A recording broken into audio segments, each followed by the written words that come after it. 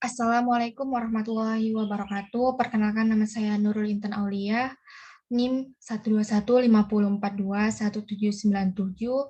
Saya dari jurusan Matematika, Fakultas Sains dan Teknologi. Nah, di sini saya akan menjelaskan tugas dari Praktikum Statistika Dasar.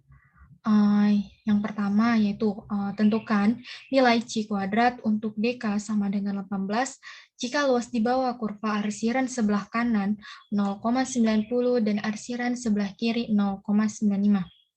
Nah, adapun step by step perhitungan distribusi chi-square dalam aplikasi SPSS, yaitu pertama kita membuka dulu aplikasi SPSS-nya. Nah, selanjutnya kita masukkan sembarang data. Berikutnya kita klik menu transform, lalu kita pilih compute variable. Nah, di situ kita akan masukkan nama variabel atau chi-skew-nya, dan kita masukkan nilai pada IDF-nya chi-skew. G-Skew atau disebut dengan prop DF, lalu kita klik OK. Nah, langkah-langkahnya yang pertama yaitu kita buka dulu SPSS-nya. Nah, kemudian kita isi sembarang data, lalu kita klik menu transform, kemudian kita pilih submenu compute variable. Nah, seperti ada yang digambar ini. Nah, setelah keluar gambar itu, maka kita pada kolom Punction Group pilih Insert Inverse DF, kemudian kita pilih IDF G-Skew, lalu kita klik 2 kali sampai timbul dengan gambar seperti ini.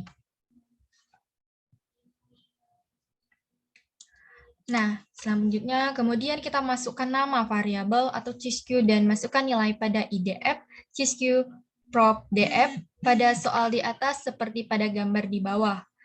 Nah, seperti ini. Setelah keluarnya seperti ini, kita masukkan dia IDF G-Skew-nya 0,95, 18. Kita ini menggunakan dulu data kiri. Nah, jadi terserah kita membuat ini data apa. Nah, seperti kita ketahui, ini merupakan data kiri. Lalu kita klik OK. Nah, untuk selanjutnya, untuk yang menggunakan cis kanan, nah, kita pakai IDF G-Skew 0,90 18. Nah, setelah itu kita klik juga OK. Nah, selanjutnya setelah kita klik OK, maka muncullah tampilan berikut. Inilah hasil dari perhitungan distribusi C kuadrat.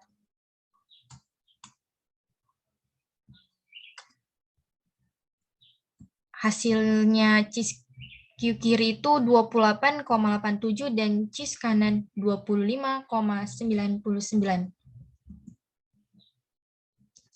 Nah, untuk nomor 2, untuk mengetahui apakah keanggotaan dalam organisasi mahasiswa mempunyai akibat baik dan buruk pada nilai seseorang.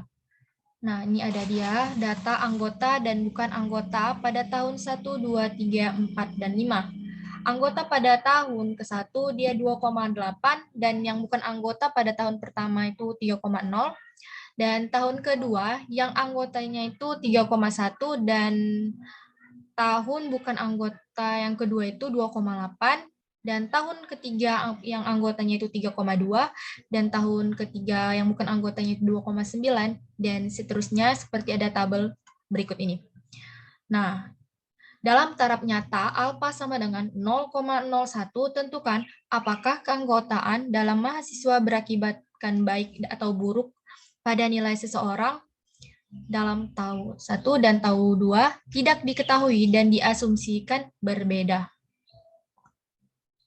Nah, adapun langkah-langkahnya yaitu yang pertama kita buka SPSS-nya terlebih dahulu dan kemudian kita isi data pada gambar berikut ini. Nah, ini dia.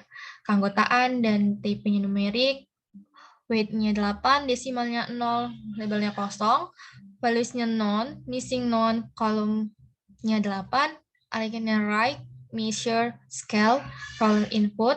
Berikut juga name datanya itu type-nya numerik, weight-nya 8, desimalnya 1, labelnya kosong, values-nya non, missing-nya non, kolomnya 8, align right, measure-nya scale, roll-nya input. Nah, selanjutnya kita kemudian tambahkan value dan label dikarenakan ada dua tipe keanggotaan yaitu A dan B. Lalu kita klik OK. Nah, seperti sini gambarnya. Yang pertama itu ada anggota dan dua bukan anggota. Setelah itu kita lalu klik OK.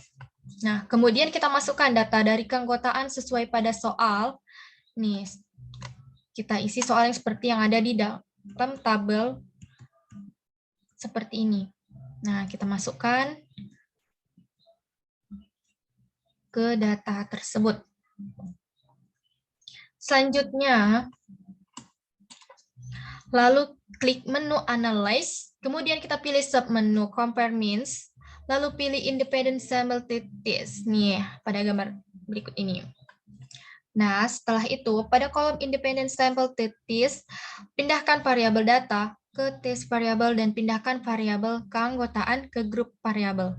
Pada kolom grouping variabel masih akan bertanda tanya, maka kita klik Define Groups. Nih, kita seperti ada yang gambar ini.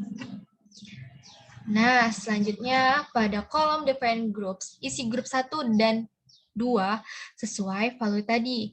Kemudian kita klik Continue. Nih. Selanjutnya, jika sudah maka tanda tanya sudah berubah dengan angka, lalu klik OK untuk melihat hasil.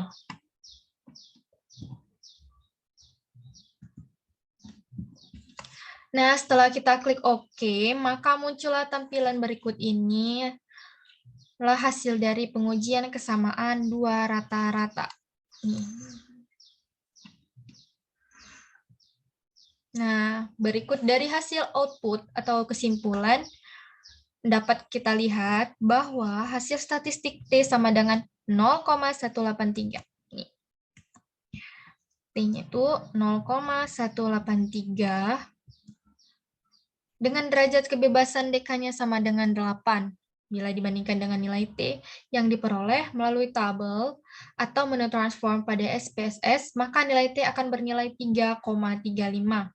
Nah, kita melihatnya itu dari berdasarkan tabel T ya. Nah, karena nilai statistiknya T terletak di dalam interval T tabel, yakni di antara min 3,35 dan 3,35, maka keputusan yang dapat diambil adalah dengan menerima H0, dengan kata lain, kedua keanggotaan akan berakibat baik atau buruk pada nilai seseorang. Baiklah, mungkin itu saja yang dapat saya jelaskan dan saya sampaikan. Kurang lebihnya saya mohon maaf. Wabillahi taufiq wal hidayah. Wassalamualaikum warahmatullahi wabarakatuh.